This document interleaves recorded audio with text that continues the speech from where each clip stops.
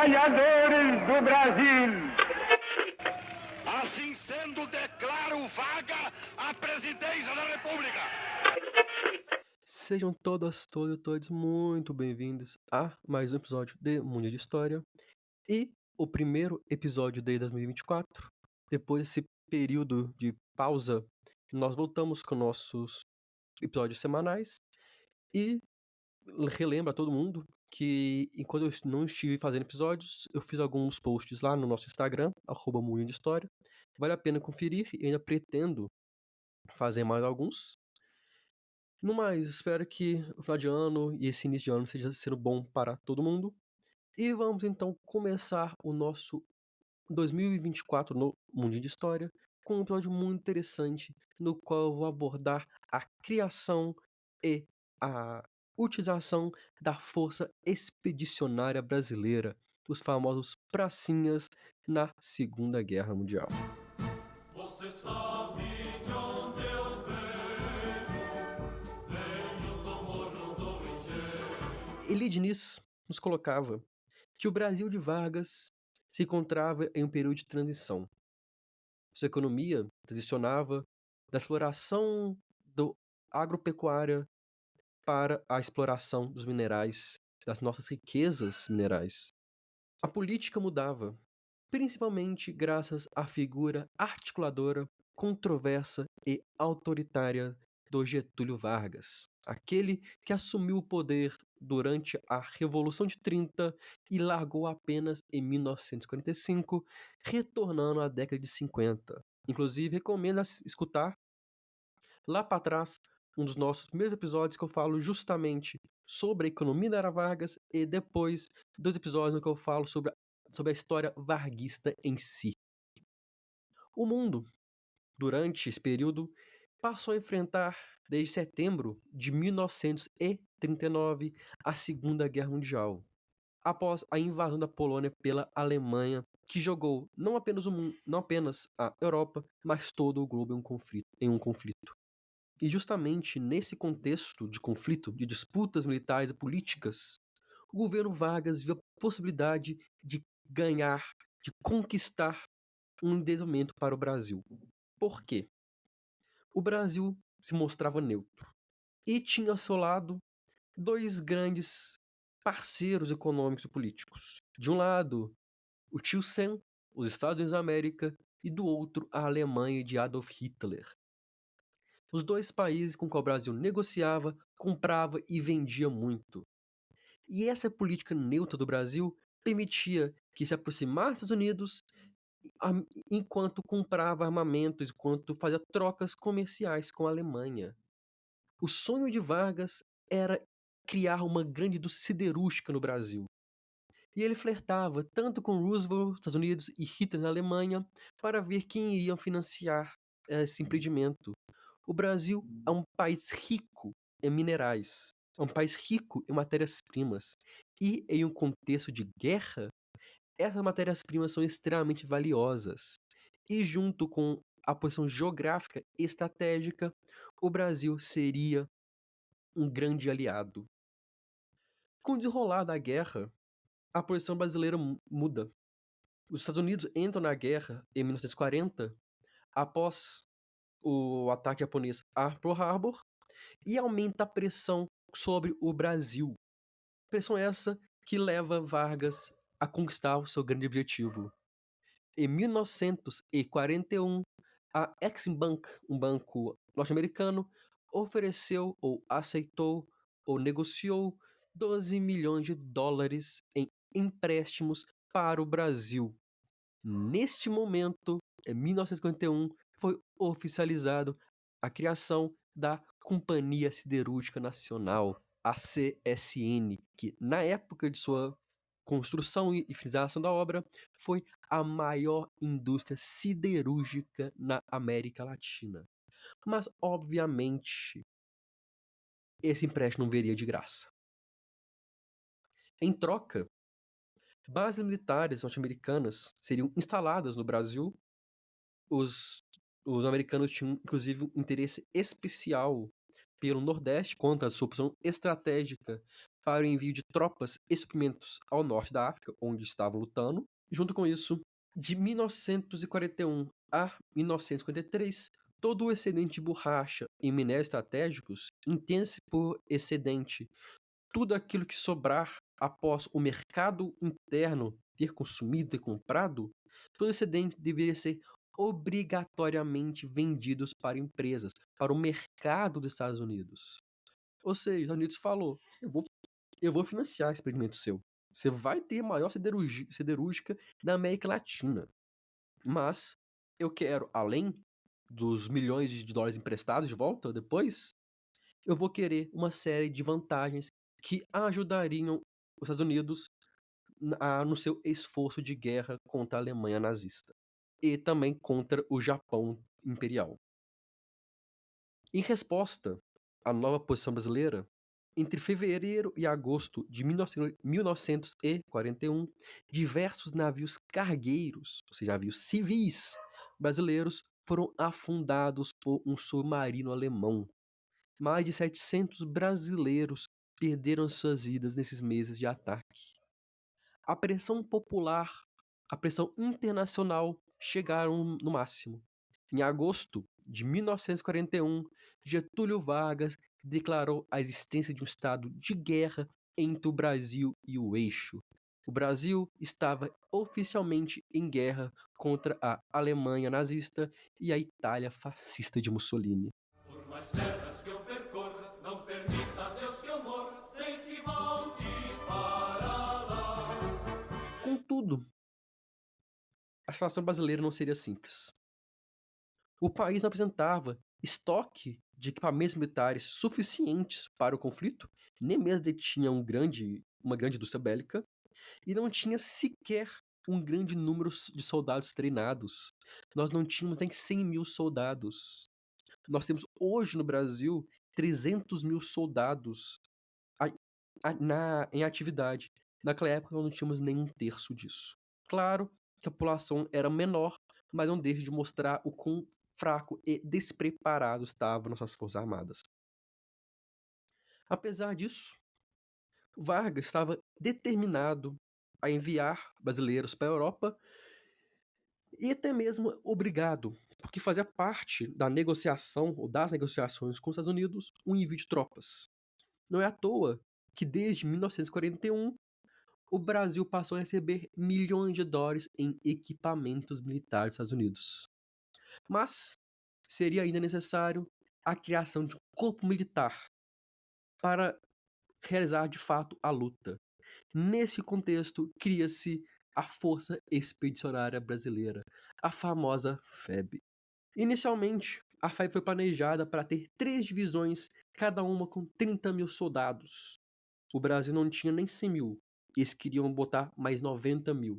Ou seja, o Brasil realmente se armaria. E esses soldados da Força Expedicionária estariam organizados segundo a organização militar dos Estados Unidos, suas doutrinas militares, e subordinados ao alto comando americano. Afinal de contas, a Força Expedicionária seria utilizada durante a Segunda Guerra Mundial. Contudo, havia uma grande descrença. O Roosevelt não acreditava que a Força Expedicionária Brasileira estaria pronta para a guerra antes dela acabar. E até mesmo ficou decepcionado ao descobrir que parte dos equipamentos militares que eram enviados para a FEB, especificamente, eram desviados, posso colocar, para armar, para equipar o exército como um todo. Contudo, os Estados Unidos tinham uma questão também. A guerra acabaria e eles estavam apostando que acabaria justamente com a vitória americana, ou dos aliados, melhor dizendo. E em um mundo pós-Segunda Guerra Mundial, pós-guerra, os Estados Unidos queriam aumentar sua influência. E desejavam, inclusive, aumentar essa influência na América Latina. Portanto, os Estados Unidos engoliu o medo, engoliu a descrença e continuou apoiando a criação da Força Expedicionária Brasileira. Gerson Moura, saudoso pesquisador da área, nos coloca que a FEB foi utilizada para fortalecer o regime, que já mostrava graves sinais de enfraquecimento, e o fortalecimento vinha justamente por conta da imagem pública, da imagem do governo, de nacionalismo, de luta contra o inimigo europeu, e ao mesmo tempo que prestigiava os militares. Afinal de contas, eram eles que iriam para o outro lado do Atlântico lutar. Mas quem eram os expedicionários? De um lado, havia os convocados, aqueles que receberam cartas ouvindo seus nomes em jornais, que eram obrigados a se apresentarem nos quartéis para exames e, caso aprovados, enviados para treinamento e, posteriormente, servirem na Itália. Do outro lado, voluntários.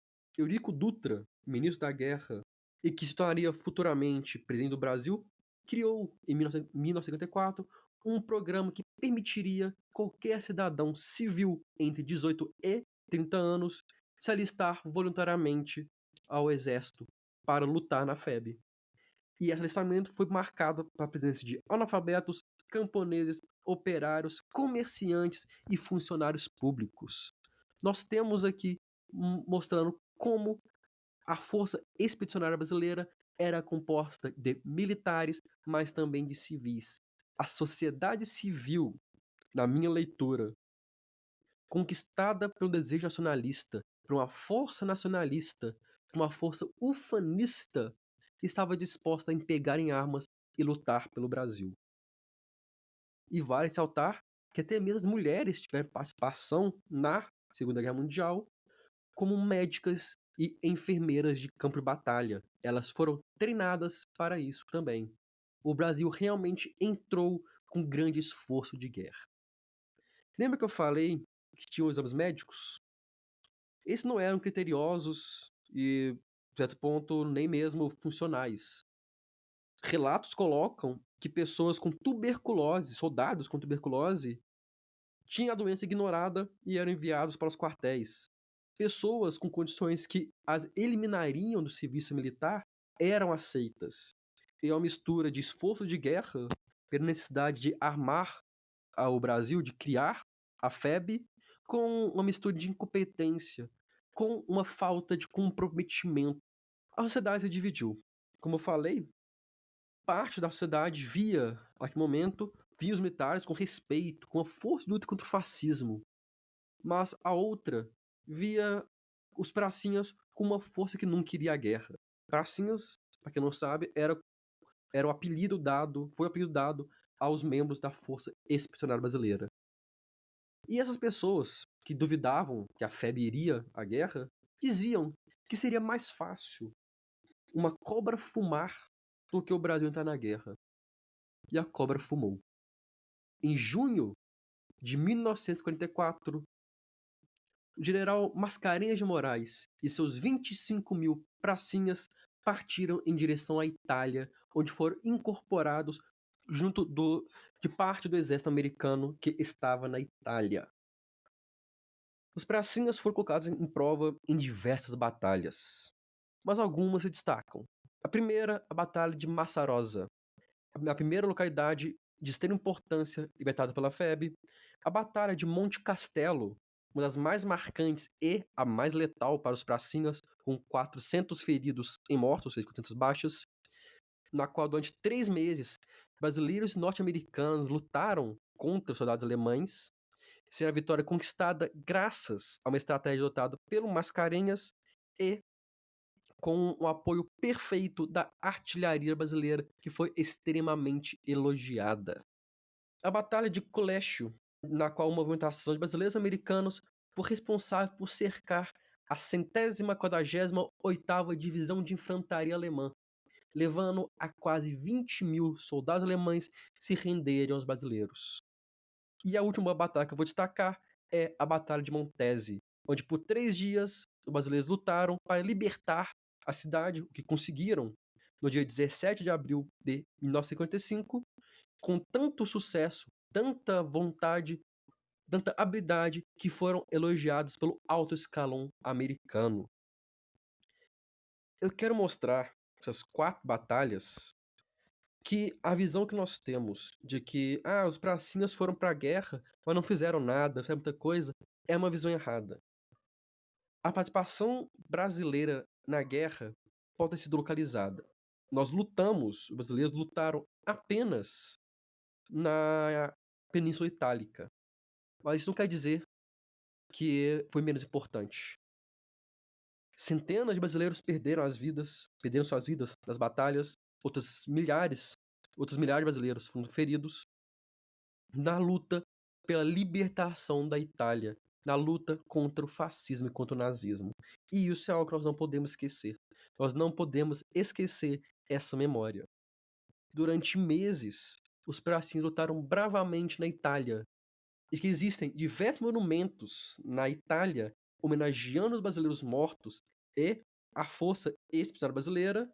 Montese, por exemplo, tem a Piazza Brasile, a Praça Brasil, em homenagem às pracinhas, e até os dias de hoje as crianças cantam o hino da FEB, mostrando que aí os italianos têm sim um grande carinho pela FEB, um carinho e uma admiração que muitas vezes nós mesmos não temos.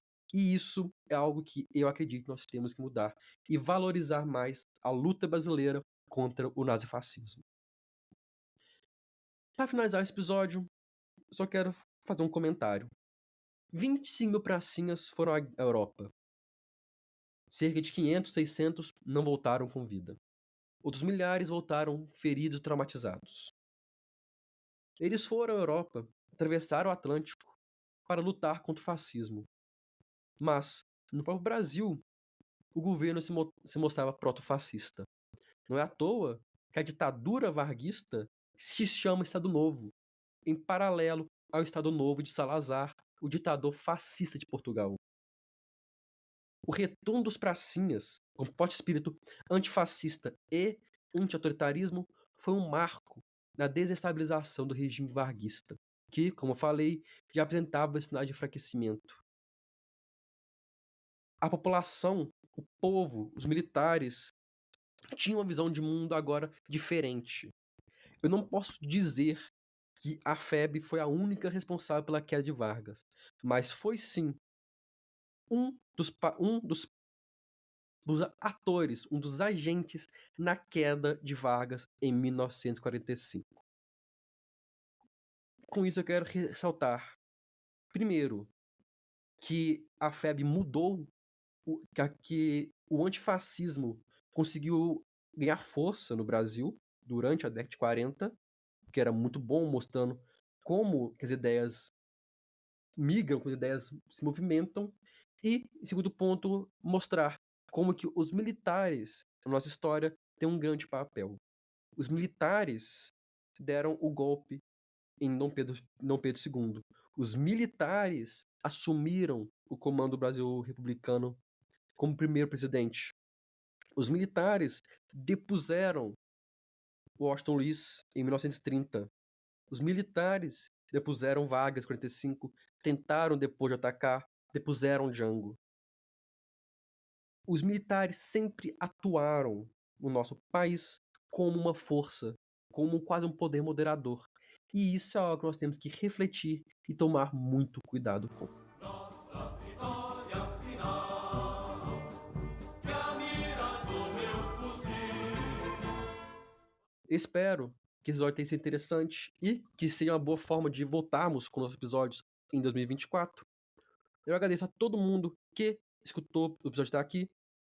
Eu peço para que vocês nos sigam lá no Instagram, Facebook e Twitter, nas páginas Mundinho de História, nas 3 redes sociais tem o mesmo nome. No Instagram vocês podem ver todos os dados para, caso tenha interesse e condições, nos financiar com Pix ou no Catarse. Qualquer valor já ajuda muito a manter o podcast de pé, a manter sempre atualizando vocês com nossos conteúdos. Mas você também pode nos ajudar e muito, e de forma gratuita, compartilhando esse episódio com seus colegas, familiares, amigos, amigas, conhecidos, ou até mesmo colocando lá no seu Instagram, Facebook, Twitter, para todo mundo ver.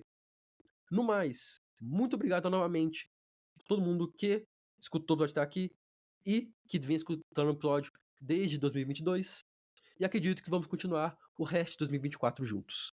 Muito obrigado, um ótimo ano para nós e até a próxima.